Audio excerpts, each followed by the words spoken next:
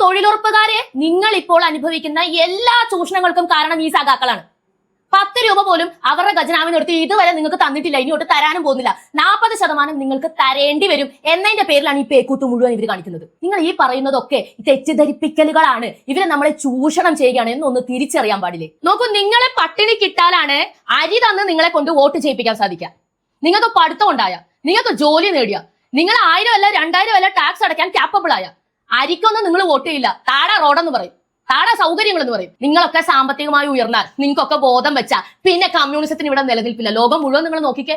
ജോലി ചെയ്യാതെ കൂലി വാങ്ങുന്ന ഏർപ്പാടിന് നടക്കുകയില്ല. വ്യാപകമായി തൊഴിലുറപ്പിന് വരാതെ ഒപ്പിട്ട് പൈസ വാങ്ങുന്ന പരിപാടി സഖാക്കളുടെ കുത്തകയാണ്. അല്ലാന്ന് നിങ്ങൾ പറയും. ഒരു സഖാവ് വന്ന് പ്രസംഗിക്കുന്നിടത്ത് 10 പേര് വന്ന് നിൽക്കണമെങ്കിൽ പോലും തൊഴിലുറപ്പുകാർ വേണം. ഒരേ പേരിൽ ഒന്നിലധികം ജോലിക്കാർഡുകൾ കൈവശം വെച്ച ആൾക്കാർ ഇവിടെ ഉണ്ട്. സഖാക്കളാണെന്ന് ഞാൻ പ്രത്യേകം നിങ്ങളോട് പറയേണ്ട ആവശ്യമില്ലല്ലോ. മഹാത്മാഗാന്ധിയുടെ പേര് മാറ്റിയതിന് എന്താണ് കാരണം എന്ന് ചോദിച്ചാൽ PC ജോർജ് പറഞ്ഞ ഒരൊറ്റ മറുപടി എനിക്കും പറയാനുള്ളൂ. സൗകര്യം ഉണ്ടായിട്ട്.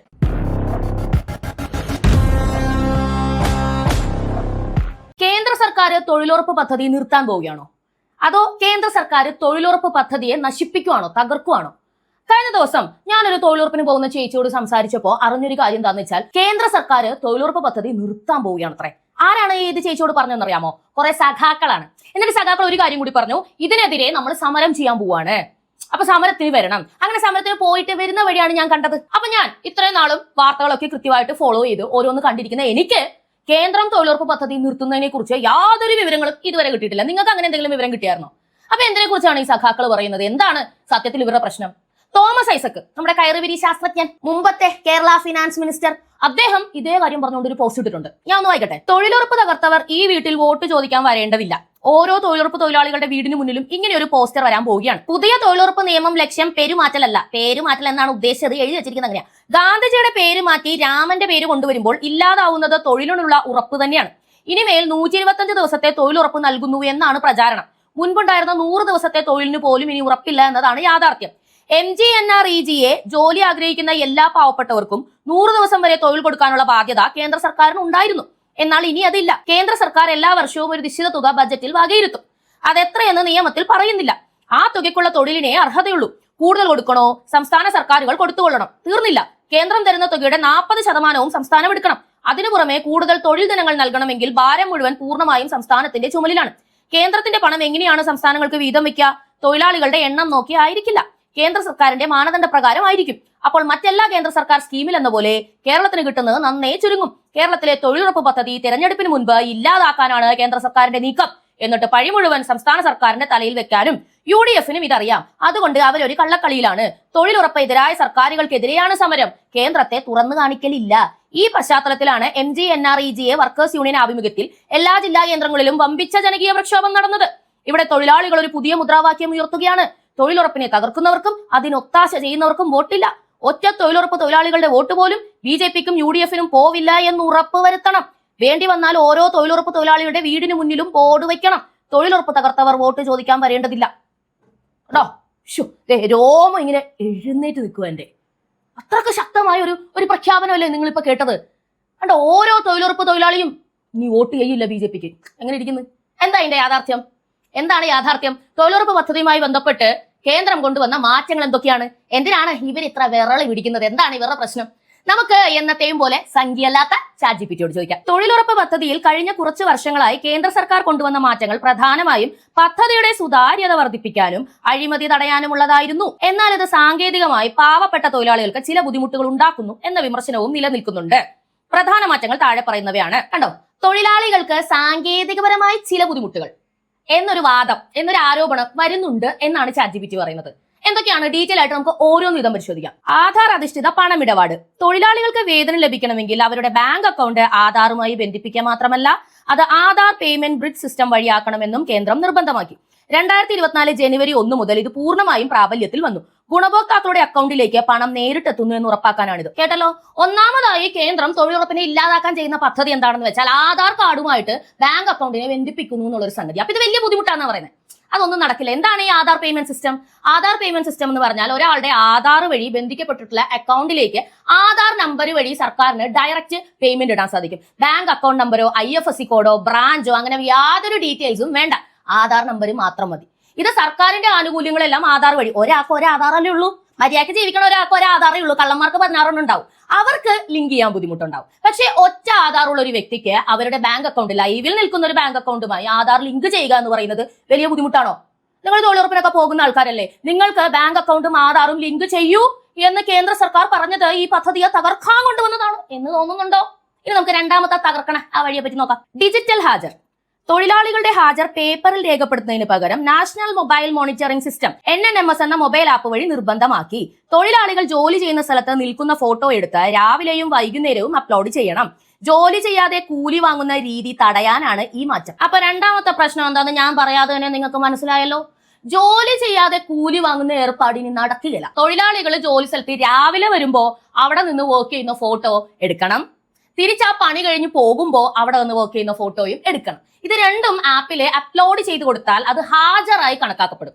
ഇപ്പൊ നമുക്കറിയാം ഓൺലൈൻ യുഗമാണ്, എല്ലാം ഡിജിറ്റലി ആണ് ഹാജർ വയ്ക്കുന്നത്. പണ്ടൊക്കെ ഈ ഫയലിൽ ഒപ്പിട്ടിട്ട് പോകുന്ന പരിപാടി ഉണ്ടായിരുന്നല്ലോ, അത് ഒരിടത്തും ഇപ്പൊ നടക്കുന്നില്ല. അതിനാണ് ഈ ഓതന്റിഫിക്കേഷൻ എന്ന് പറഞ്ഞിട്ട് ഈ തമ്പ് വെച്ചിട്ട് നമ്മൾ ചെയ്യുന്നത്. എന്റെ തമ്പ് എന്റെ കയ്യിലല്ലേ ഉള്ളൂ, അപ്പൊ കള്ളത്തരം പറ്റില്ല, ഞാൻ വന്നാലേ അവിടെ ഹാജർ വെക്കാൻ പറ്റൂ. വ്യാപകമായി തൊഴിലുറപ്പിന് വരാതെ ഒപ്പിട്ട് പൈസ വാങ്ങുന്ന പരിപാടി സഖാക്കളുടെ കുത്തകയാണ്. അല്ലാന്ന് നിങ്ങൾ പറയോ? നിങ്ങൾ ഒരുപാട് പേര് ഈ തൊഴിലുറപ്പ് ജോലിക്ക് പോകുന്നതാണ്, അവിടെ സഖാക്കളുടെ കുത്തകയായി അവർ എന്തെല്ലാമാണ് കാണിക്കുന്നത് നിങ്ങൾക്ക് നല്ല പോലെ അറിയുന്നതാണ്. ഈ വർക്ക് ചെയ്യുന്നതിന്റെ രീതി ഒന്ന് നോക്കുക. രാവിലെ വരും, എവിടെങ്കിലും 2 മണ്ണു വാന്തും, എന്നിട്ട് ഭക്ഷണം കഴിക്കും, പിന്നെ ഉച്ചയാകുമ്പോൾ അടുത്ത ഭക്ഷണം കഴിക്കും, പിന്നെ വൈകുന്നേരം ആകുമ്പോൾ ഭക്ഷണം കഴിക്കും. എന്തെങ്കിലും തൊഴിലുറപ്പ് പരമായി ഉണ്ടാക്കിയത് അല്ലെങ്കിൽ മാന്യമായി വൃത്തിയാക്കിയത് ഒരു കുറഞ്ഞ സമയം, നമുക്കറിയാലോ ഒരു പറമ്പ് കണ്ടാൽ അത് വൃത്തിയാക്കാൻ ഇത്ര പേർക്ക് എത്ര നേരം വേണം. പക്ഷെ ഇവരത് അവിടെ വെച്ച് ഇങ്ങനെ വൈകിക്കുന്ന കാഴ്ച നമ്മൾ കണ്ടുകൊണ്ടിരിക്കുന്നതാണ്. അതൊന്നും ഇനി പറ്റില്ല, അതൊന്നും ഇനി പറ്റില്ല. ഡിജിറ്റൽ ഹാജറിലേക്ക് വന്നത് വലിയ പ്രശ്നമാണെന്നാണ് പറയുന്നത്. വലിയ പ്രശ്നമാണത്രേ, ഡിജിറ്റൽ ഹാജർ ഒന്നും പറ്റില്ല, മനസ്സിലായില്ലേ? ഞങ്ങൾ ഇവിടെ നിന്ന് പറയുന്ന വിശ്വസിച്ച് കേന്ദ്രം അങ്ങ് ഉണ്ടാക്കിയാൽ മതി. അതാണ് സഖാക്കന്മാരുടെ രണ്ടാമത്തെ ബുദ്ധിമുട്ട്. ഇനി മൂന്നാമത്തെ നശിപ്പിക്കാൻ കൊണ്ടുവന്ന ആ ഇംപ്ലിമെന്റ് എന്താണെന്ന് നമുക്ക് നോക്കാം. സാമൂഹിക ഓഡിറ്റിംഗ്. പദ്ധതിയിൽ നടക്കുന്ന സാമ്പത്തിക ക്രമക്കേടുകൾ കണ്ടെത്താൻ സംസ്ഥാനങ്ങൾ സാമൂഹിക ഓഡിറ്റിംഗ് കൃത്യമായി നടത്തണമെന്ന് കേന്ദ്രം കർശന നിർദ്ദേശം നൽകി. ഓഡിറ്റിംഗ് റിപ്പോർട്ട് സമർപ്പിക്കാത്ത സംസ്ഥാനങ്ങൾക്ക് ഫണ്ട് നൽകുന്നത് തടയാനും കേന്ദ്രം നടപടിയെടുത്തു. ഓഡിറ്റിംഗ് റിപ്പോർട്ട് കൃത്യമായി കൊടുക്കാത്ത സംസ്ഥാനങ്ങളിൽ നമ്പർ 1 ആണ് കേരളം. നമുക്കറിയാവുന്ന കാര്യമാണല്ലോ. എല്ലാ ഫണ്ടും സമയത്തിന്റെ ഉള്ളിൽ ഓഡിറ്റ് ചെയ്ത് അങ്ങോട്ട് കൊടുക്കാതെ ലാപ്സാക്കി കളയാന്നുള്ളത് ഇവരുടെ സ്ഥിരം ഏർപ്പാടാണ്. തൊഴിലുറപ്പിന്റെ പേരിലും ഇങ്ങനെ അടിച്ചു മാറ്റിക്കൊണ്ടിരുന്നത് എന്തുകൊണ്ടാ? ഇപ്പൊ ഈ തോമസ് ഐസക്കിന്റെ പോസ്റ്റ് പറയുന്നുണ്ടല്ലോ 40% ഇനി സംസ്ഥാന സർക്കാരുകൾ കൊടുക്കണോ അത്രേ. അപ്പൊ ഇത്രയും നാൾ ഇവർ എത്ര ശതമാനം കൊടുത്തോണ്ടിരുന്നേ? 1 രൂപ പോലും കൊടുത്തിരുന്നില്ല. എല്ലാം കേന്ദ്രത്തിൽ നിന്ന് നേരിട്ടായിരുന്നു. ഈ തൊഴിലുറപ്പ് പദ്ധതി കൊണ്ടുവന്നത് തന്നെ BJP സർക്കാരാണ്, അല്ലാണ്ട് കോൺഗ്രസിന്റെ ഗവൺമെന്റ് ഒന്നും അല്ല, കേന്ദ്രത്തിൽ നിന്ന്. എന്നിട്ട് അവരാണ് ഫുള്ള് പേയ്മെന്റ് കൊടുത്തുകൊണ്ടിരുന്നത്. പിണറായി വിജയനും ടീം ഇവിടെ എന്താ പറഞ്ഞോണ്ടിരുന്നേച്ചേ? ഈ തൊഴിലുറപ്പുകാരെ കൊണ്ടാണ് ഇവരുടെ എല്ലാ സമരങ്ങളും, എല്ലാ പരിപാടികളും. ഇവൻ ഒരു സഖാവ് വന്ന് പ്രസംഗിക്കുന്നിടത്ത് 10 പേര് വന്ന് നിൽക്കണമെങ്കിൽ പോലും തൊഴിലുറപ്പുകാർ വേണം. എന്ത് കൊടുത്തട്ടാ? കേന്ദ്രത്തിൽ നിന്ന് കിട്ടുന്ന ഈ ഫണ്ട് മുഴുവനായും കൈയടക്കി ഈ തൊഴിലാളികളെ ചൂഷണം ചെയ്ത് നിൽക്കുന്ന ഇവര് പറയാണ് ഇപ്പൊ ഇവരുടെ ചൂഷണം ഏക്കാത്തത് കൊണ്ട് കേന്ദ്രം തകർക്കാൻ വന്നിരിക്കുകയാണ് അത്ര. ഇനി നമുക്ക് അടുത്ത പോയിന്റ് നോക്കിയാലോ. ജോലി കാർഡുകളുടെ ശുദ്ധീകരണം. പദ്ധതിയിൽ നിന്ന് അനർഹരെയും മരണപ്പെട്ടവരെയും ഒരേ പേരിൽ ഒന്നിലധികം കാർഡുള്ളവരെയും ഒഴിവാക്കാൻ നടപടി തുടങ്ങി. ഇതിന്റെ ഭാഗമായി ഇന്ത്യയിലൊട്ടാകെ കോടിക്കണക്കിന് ജോലി കാർഡുകൾ റദ്ദാക്കി. എങ്ങനെ ഇരിക്കുന്നു? അവസാനത്തെ ആ വാക്ക് നിങ്ങൾ കേട്ടല്ലോ. കോടിക്കണക്കിന് ജോലി കാർഡുകൾ ഇതിനുള്ളിൽ റദ്ദാക്കി കഴിഞ്ഞു കേന്ദ്രം. ഒരേ പേരിൽ ഒന്നിലധികം ജോലി കാർഡുകൾ കൈവശം വെച്ച ആൾക്കാർ ഇവിടെ ഉണ്ട്. സഖാക്കളാണെന്ന് ഞാൻ പ്രത്യേകം നിങ്ങളോട് പറയേണ്ട ആവശ്യമില്ലല്ലോ. ഇത്തരം കള്ളത്തരങ്ങൾ കാണിക്കാൻ നമ്പർ 1 ആയിട്ട് നിൽക്കുന്നത് ഇവർ തന്നെയാണ്.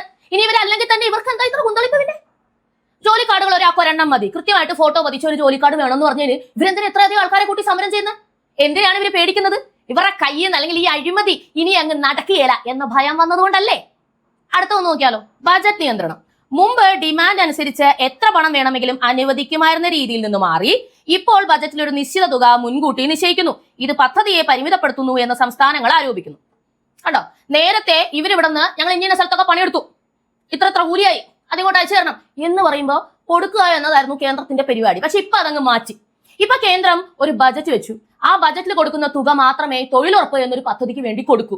ബാക്കി ഈ തൊഴിലുറപ്പുകാർക്ക് വേണ്ടി ഈ പറയുന്ന പേയ്മെന്റ് കൊടുക്കേണ്ടതും അതുപോലെ തൊഴിൽ കണ്ടെത്തേണ്ടതും സർക്കാരിന്റെ സംസ്ഥാന സർക്കാരിന്റെ ഉത്തരവാദിത്തമായി മാറി. 40% പേയ്മെന്റും അവർ കൊടുക്കണം. നിങ്ങൾക്ക് മനസ്സിലാവുന്നുണ്ടോ? അതായത് ഇപ്പൊ തൊഴിലുറപ്പ് എങ്ങനെയാണ് നടക്കുന്നത്? ഇപ്പൊ പഞ്ചായത്തിൽ പോയിട്ട് ഒരാൾ പറയാണ് എന്റെ പറമ്പ് ഒന്ന് വൃത്തിയാക്കാനായിട്ട് 5-6 തൊഴിലുറപ്പുകാരെ വിട്, ഇയാൾക്ക് പൈസയൊന്നുമില്ല, മനസ്സിലായില്ലേ? എന്റെ പറമ്പ് അങ്ങ് വൃത്തിയായി കിട്ടും. നമ്മൾ ബംഗാളികളെ വിളിച്ചു കഴിഞ്ഞാൽ കാശ് കൊടുക്കണ്ടേ?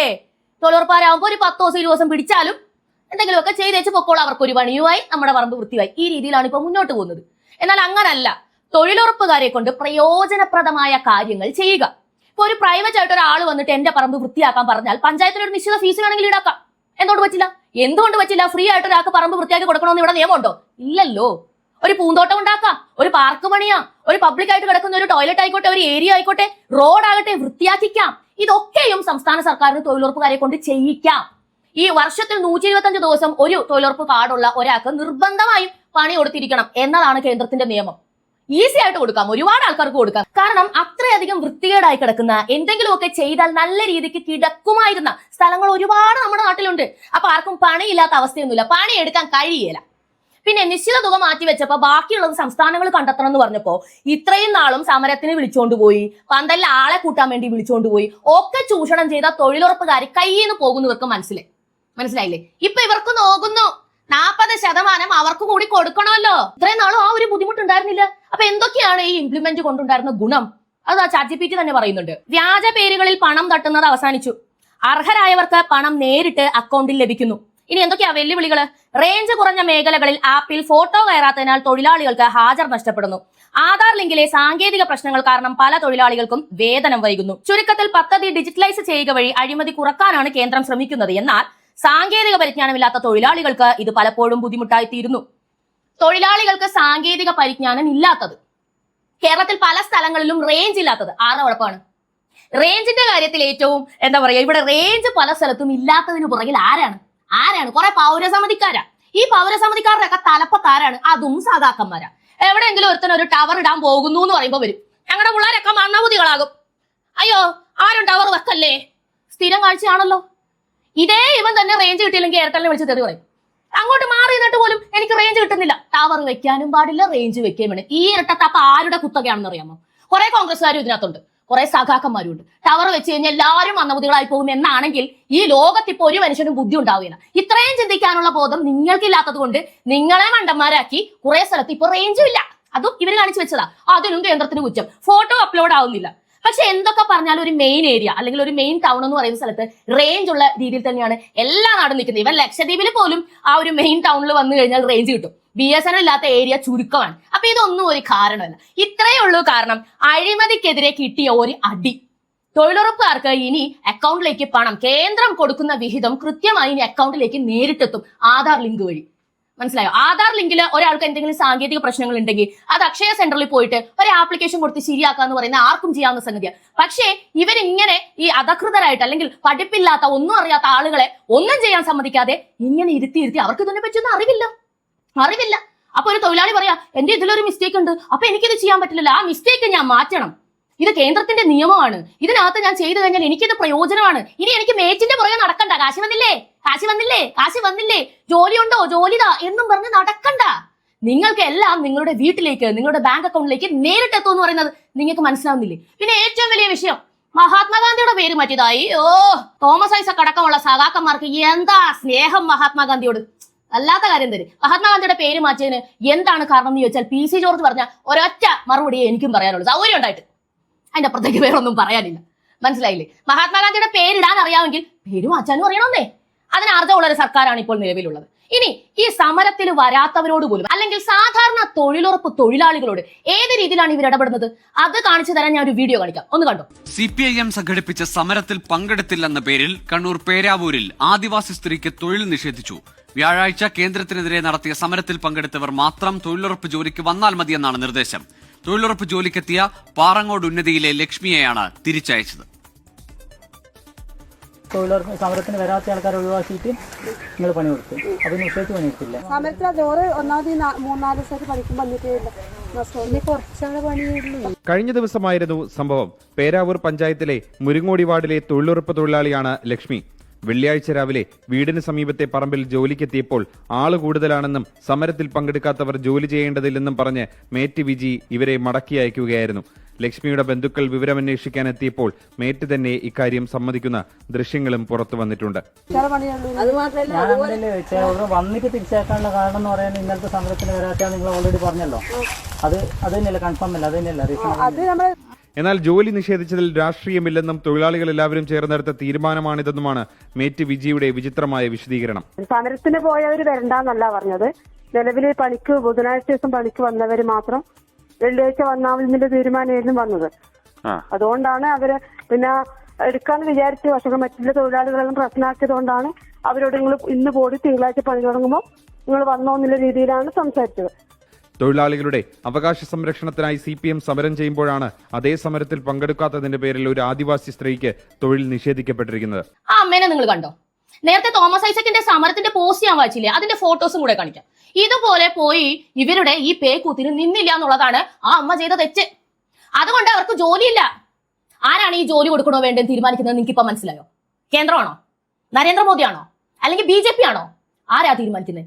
നോക്കൂ തൊഴിലുറപ്പുകാരെ, നിങ്ങൾ ഇപ്പോൾ അനുഭവിക്കുന്ന എല്ലാ ചൂഷണങ്ങൾക്കും കാരണം ഈ സഖാക്കളാണ്. 10 രൂപ പോലും അവരുടെ ഖജനാവിന് എടുത്ത് ഇതുവരെ നിങ്ങൾക്ക് തന്നിട്ടില്ല, ഇനിയോട്ട് തരാനും പോകുന്നില്ല. 40% നിങ്ങൾക്ക് തരേണ്ടി വരും എന്നതിന്റെ പേരിലാണ് ഈ പേക്കൂത്ത് മുഴുവൻ ഇവർ കാണിക്കുന്നത്. മഹാത്മാഗാന്ധിയുടെ പേര് പോയതാണോ നിങ്ങളുടെ വിഷയം? അക്കൗണ്ടിലേക്ക് നേരിട്ട് പൈസ വരുന്നത് 125 ദിവസം ഒരു വർഷം പണി ഉണ്ടാകുന്നത് നിങ്ങൾക്ക് ഒരു വലിയ കാര്യമല്ലേ? മഹാത്മാഗാന്ധിയുടെ പേര് വെച്ച് നിങ്ങൾ എന്നാ ചെയ്യാൻ പോകുന്നത്? അതുകൊണ്ട് നിങ്ങൾക്ക് എന്താ ഗുണം? നിങ്ങൾ ഈ പറയുന്നതൊക്കെ തെറ്റിദ്ധരിപ്പിക്കലുകളാണ്. ഇവരെ നമ്മളെ ചൂഷണം ചെയ്യുകയാണ് എന്നൊന്ന് തിരിച്ചറിയാൻ പാടില്ലേ? അഖിൽമാരാർ ഒരു പോസ്റ്റ് കഴിഞ്ഞ ദിവസം ഞാൻ വായിച്ചിരുന്നു. വളരെ കറക്റ്റ് ആയിട്ടാണ് അയാൾ എഴുതിയിരിക്കുന്നത്. ഒരു 10-20 വർഷം മുമ്പ് അയാളുടെ ഏരിയയിൽ ജാതീയപരമായിട്ടും മതപരമായിട്ടൊക്കെ ആളുകൾ വിഭജിച്ച് നിൽക്കുമായിരുന്നെങ്കിൽ എല്ലാവരും ഓൾമോസ്റ്റ് ഒരേ സാമ്പത്തിക സ്ഥിതിയിലായിരുന്നു. വലിയ പണക്കാരെന്ന് പറയാൻ മാത്രം ആരും ഉണ്ടായിരുന്നില്ല. ഓൾമോസ്റ്റ് ചെറിയ വീടുകളിൽ ഷെഡുകളിലും ഒക്കെ ആയിട്ടാണ് എല്ലാവരും താമസിച്ചിരുന്നത്. അതിപ്പോ നായന്മാരായാലും നമ്പൂരിമാരാണെങ്കിലും ഈഴവരാണെങ്കിലും മുസ്ലിങ്ങളാണെങ്കിലും ദളിതരാണെങ്കിലും എല്ലാവരും അങ്ങനെയാണ് താമസിച്ചിരുന്നത്. ജാതീയപരമായിട്ടുള്ള വേർതിരിവുകൾ ഉണ്ടെങ്കിലും സാമ്പത്തിക സ്ഥിതി ഓൾമോസ്റ്റ് അങ്ങനെ തന്നെയായിരുന്നു. എന്നാൽ ഇപ്പോൾ നോക്കുക, ഓൾമോസ്റ്റ് എല്ലാ ആൾക്കാരും ഒരു മിഡിൽ ക്ലാസ്സിൽ നിന്നും മേളിലേക്കോ അല്ലെങ്കിൽ മിഡിൽ ക്ലാസ്സിലേക്ക് തന്നെ വന്നു കഴിഞ്ഞു. 2 നില വീട് വെച്ചു, കുട്ടികളെ പഠിപ്പിച്ചു, നല്ല ജോലിക്കാക്കി, കാറ് വാങ്ങി, സെറ്റിലായി എന്ന് പറയുന്ന രീതി. കുറച്ച് പേരൊക്കെ വിദേശത്ത് പോയി. എന്നാൽ ദളിതരുടെ കാര്യം നിങ്ങളൊന്ന് നോക്കൂ, അവരിപ്പോഴും അങ്ങനെ തന്നെ കിടക്കുക. ആരാ അവരുടെ കൂടെ നിന്നിരുന്നേ? BJP ആണോ? കോൺഗ്രസ് ആണോ? അതോ കമ്മ്യൂണിസ്റ്റുകാരാണോ? എന്തുകൊണ്ട് അവരിപ്പോഴും അങ്ങനെ തന്നെ നിൽക്കുന്നു? നോക്കൂ, നിങ്ങളെ പട്ടിണി കിട്ടാലാണ് അരി തന്ന് നിങ്ങളെ കൊണ്ട് വോട്ട് ചെയ്യിപ്പിക്കാൻ സാധിക്കുക. നിങ്ങൾക്ക് പഠിത്തം ഉണ്ടായ, നിങ്ങൾക്ക് ജോലി നേടിയ, നിങ്ങൾ 1000 അല്ല 2000 അല്ല ടാക്സ് അടയ്ക്കാൻ ക്യാപ്പബിൾ ആയ, അരിക്കൊന്നും നിങ്ങൾ വോട്ട് ചെയ്യില്ല. താഴെ റോഡെന്ന് പറയും, താഴെ സൗകര്യങ്ങൾ എന്ന് പറയും. ഇല്ലെന്നുണ്ടെങ്കിൽ നിന്നെയൊക്കെ മാറ്റി വന്ന് പറയും, സൗകര്യങ്ങൾ തരുന്നവന് ഞാൻ വോട്ട് ചെയ്യുമെന്ന് പറയും. നിങ്ങൾ പട്ടിണി കിടക്കേണ്ടത്, നിങ്ങൾ പാവപ്പെട്ടവനായിരിക്കേണ്ടത്, നിങ്ങൾ തൊഴിലുറപ്പിന് പോകേണ്ടത് ഇവരുടെ ആവശ്യമാണ്. നിങ്ങളൊക്കെ സാമ്പത്തികമായി ഉയർന്നാൽ, നിങ്ങൾക്കൊക്കെ ബോധം വെച്ചാൽ പിന്നെ കമ്മ്യൂണിസത്തിന് ഇവിടെ നിലനിൽപ്പില്ല. ലോകം മുഴുവൻ നിങ്ങൾ നോക്കിക്കേ. ഈ ഇന്ത്യയിൽ തന്നെ ഈ പറയുന്ന ഇട്ടാവട്ടത്തിൽ തീപ്പൊരിയായിട്ട് അല്ലെങ്കിൽ കാനൽ ഒരു തരിയായിട്ട് ഇവർ നിൽക്കുന്നത് എന്തുകൊണ്ടാ? നിങ്ങളെ പോലുള്ള കുറെ മണ്ടന്മാർ ഇവിടെ ഉള്ളതുകൊണ്ട്. അപ്പൊ കേന്ദ്രം ഒരു സാധനവും നിർത്തലാക്കുന്നില്ല. പകരം അഴിമതിക്കാരായ നേതാക്കളെ നിലക്ക് നിർത്താൻ വേണ്ട കാര്യങ്ങളാണ് കേന്ദ്രം കൊണ്ടുവരുന്നത്. പൊടിയും പിടിച്ച് ഇവരോടൊപ്പം വെയിലത്ത് സമരം ചെയ്യാൻ പോകുന്നതിന് മുമ്പ് ദയവേത് പത്രമെങ്കിലും ഒന്ന് വായിക്കും. തുടർന്ന് കാണുക പോളി ന്യൂസ്.